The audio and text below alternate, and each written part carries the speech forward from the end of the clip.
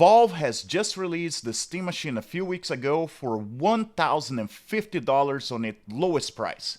So, can my $175 Steam Machine actually compete to it? Let's find out. Alright, so if you guys are not caught up yet, how did I got to that price of $175?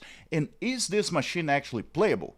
Well, first of all the parts we got for this machine actually came from Facebook Marketplace. And we started with our base machine coming from a literal computer in a bag. So this computer was actually listed for $200. And I got the person to actually lower the price to $150. I did not request the lowering the price, but I was actually not sure I should get the computer for $200 for the main reason that the computer didn't even have a graphics card that could be used on this machine because it was coming with a GTX 1060 with 60 gigabytes, what cannot be used on SteamOS. And since I knew my full budget was $200, I let the person know that I was interested, but I could not buy the computer because the graphics card and a compatible graphics card was going to cost me at least $50 for me to be able to complete the project. And not only that, one of the things I actually knew for a fact was that things may not be working in the computer, even if the person told me that the person had played the computer until a couple of weeks back. So I basically got the computer in the bag, so $150, still $50 left. And the first thing we did was actually sell the graphics card.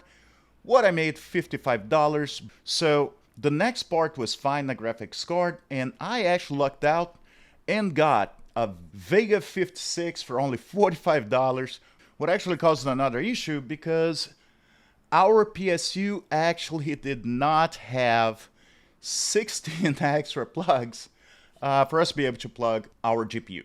So I had to actually sell. I sold for $10 and got a smart 500 watt for $25. But we had another issue that we did not have an SSD. What I was able to find, NVMe Gen 3, 256 gigabytes for $20 on the marketplace as well. What actually got us to where we are, $175. Now you guys probably asking, why is the computer not in the case? I still would have to put money towards the case, but actually, the main platform came with a case. The reason why I'm not using the case because Season 2 is coming up. So let's take a look in what we have in the system.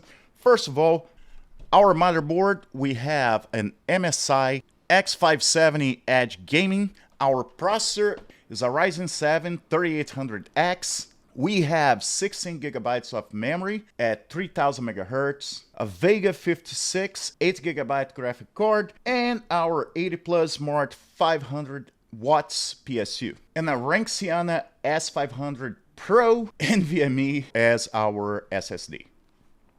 So let's take a look after I ran the bench test. How did we do on SteamOS?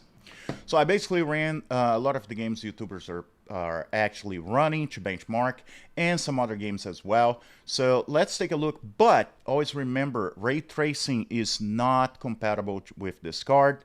So take with a grain of salt all the benchmarks and everything and accept that we cannot run ray tracing just yet. So on Cyberpunk 2077 Ultra settings, we got an average of 56 frames per second with a minimum of 30 frames per second and a max of 60 frames per second that is limited by our monitor. And that's on 1080p, also limited by our monitor because, just so you guys know, SteamOS does not let you actually run on a higher setting than your monitor allows you. The finals in high settings, we got an average of 50 to 60 frames per second. On Control Ultra settings, we actually got 35 to 50 frames per second. And on medium settings, we capped at 60 frames per second. Dawnbreak Epic settings, we got between 30 and 45 FPS. And on high settings, we reached 6 frames per second, also capped by our monitor. Wanted Dead and Shadow of the Tomb Raider on the highest settings, we got locked at 6 frames per second as well. But now let's talk about our experience on this machine. So one of the main things you guys have to understand, while I did got, for example, on control on ultra settings, 30 frames per second, there's a huge difference when you're actually running SteamOS. SteamOS, because you don't have the bloatware of Windows, it actually works so much better. You could not actually feel any stuttering even on 30 frames per second, and I was using no frame regen. So basically, SteamOS is actually very optimized to use on different systems, what can make even older hardware run much more stable. So basically at $175, how do I feel that compares to the Steam Machine? Look, first of all, the Steam Machine price is really bloated, and the other thing is they're saying it's actually gonna get more expensive. So should you buy a Steam Machine right now? Definitely not. The plans for the Season 2, as I say, what is really me working on the rebuild, I have a very expensive motherboard right now. My plan is sell the motherboard, or even if I don't, I can sell the Vega 56 because it is type of card that a lot of people want for many reasons. You can actually flash the Vega 64 on this card, what I'm not going to do since I'm planning to resell, and actually be able to pull about 20% more frames in this card. But again, not have ray tracing. But at the same time, since I can sell for about $100 this card, and we still have $25 left from our $200 budget, even without selling the motherboard that I could sell for about $100 and buy a cheaper one for $50, we should be able to get, by my research right now on prices, a 5700 XT graphics card would get us a lot closer to what the Steam Machine's actually producing right now for $200. Now, should you buy a Steam Machine? Well, Steam Machine is small, it's light. This one's about over 10 pounds right now. May get actually heavier when I actually put a case. So if your problem is space, yeah, go for the Steam Machine. But to be honest with you guys, the hardware is not there. You're running pretty much a laptop chip. What, if you guys know, it does not produce as good of results as if you have a desktop.